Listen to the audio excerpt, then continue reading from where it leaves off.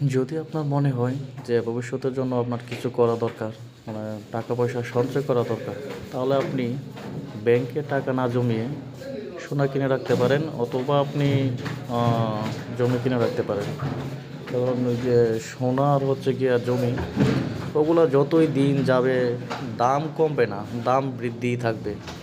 বর্তমান সোনার যে বাজার, মানে আজকের যেই সোনার রেট, দোকানে গিয়েছিলাম, তো প্রতি গ্রাম সোনার রেট হচ্ছে গিয়ে 315 সৌদি রিয়াল। চিন্তা করা যায়।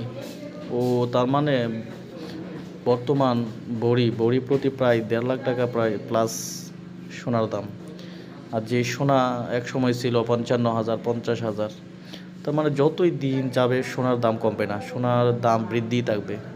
তো উত্তম সিদ্ধান্ত টাকা জমানোর, সোনা কেনা।